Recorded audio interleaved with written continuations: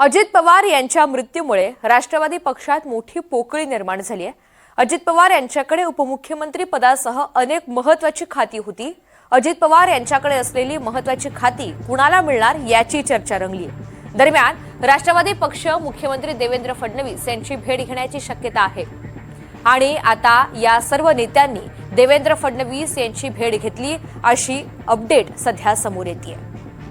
त्यामुळे महाराष्ट्राच्या राजकारणामध्ये मोठ्या हालचाली आता सुरू झाल्यात। या एकंदरीतच भेटी दरम्यान देवेंद्र फडणवीस यांच्यासोबत नेमकी कशी चर्चा झालेली आहे याचे तपशील समोर यायचे। मात्र ही खाती राष्ट्रवादी पक्षाकडे राहावीत या संदर्भातला हा चर्चेचा एकंदरीतच अंदाज व्यक्त केला जातोय। अजित पवार यांची खाती कुणाला मिळणार, नेमके काय अंदाज आहेत? अर्थमंत्री, उत्पादन शुल्क नियोजन आणि क्रीडा मंत्री ही महत्त्वाची खाती नेमकी कुणाकडे जाणार आणि ती राष्ट्रवादी पक्षाकडेच राहणार का, हा मुख्य सवाल आहे।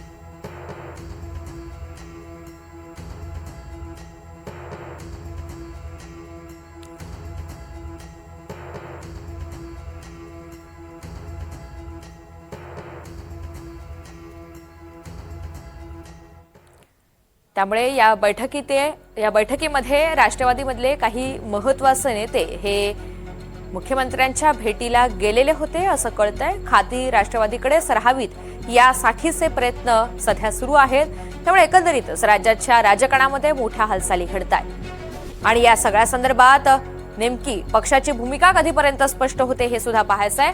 अधिकची माहिती जाणून घ्या, सागर कुलकर्णी आपल्यासोबत आहे। सागर, राष्ट्रवादीमधल्या महत्त्वाच्या नेत्यांनी देवेंद्र फडणवीस यांच्यासोबत बैठक केलेली आहे, चर्चा केली आहे, नेमकी काय मागणी करण्यात आली?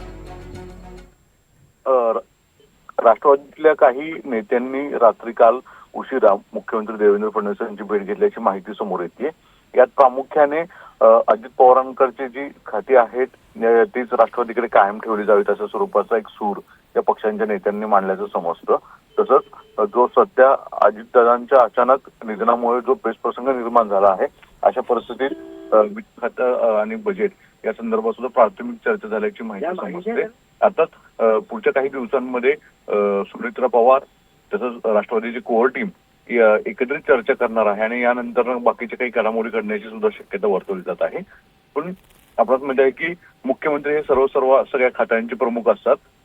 अजित पवारांच्या निधनानंतर त्यांच्याकडची रिक्त जी खाती आहेत ती त्याचा कारभार अप्रत्यक्षरित्या थेट मुख्यमंत्र्यांकडे जातो आणि पुढच्या काही दिवसांमध्ये महाराष्ट्रामध्ये अर्थसंकल्प अधिवेशन आहे, बजेट आहे, अशा सगळ्यांची जबाबदारी कदाचित मुख्यमंत्री स्वतःकडे तात्पुरती घेऊ शकतात आणि त्यानंतरनं सुनेत्रा पवारांना उपमुख्यमंत्री करावं का किंवा अन्य काही पर्याय करावेत का याची चर्चा मंथन केली जाईल आणि त्यांच्या पक्षाच्या निर्णयानंतर त्या संदर्भातले काही महत्त्वाचा निर्णय मुख्यमंत्री घेतील असंही समजतं। यामुळे कुठे ना कुठेतरी काल रात्री उशिरा एनसीपीच्या नेत्यांनी घेतलेली भेट ही फार महत्त्वाची मानावी लागेल।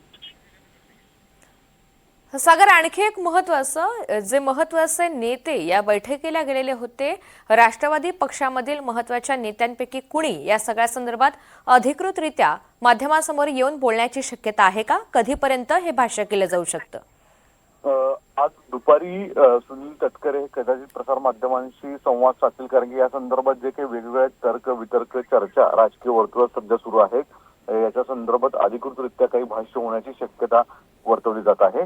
दुपारी पार्टी कार्यालयामध्ये कदाचित सुनील तटकरे हे या संदर्भात काही भाष्य करतील, पण काल रात्री उशिरा सुनील तटकरे असतील, प्रफुल्ल पटेल असतील, धनंजय मुंडे असतील या नेत्यांनी मुख्यमंत्र्यांची भेट घेतल्याची माहिती मात्र समोर येताना दिसून येते। हो सागर, आणखी एका बातमी संदर्भात आपल्याकडनं अपडेट जाणून घ्यायची आहे, त्यामुळे सोबत राहा। ती बातमी नेमकी काय ती सविस्तर पाहूयात।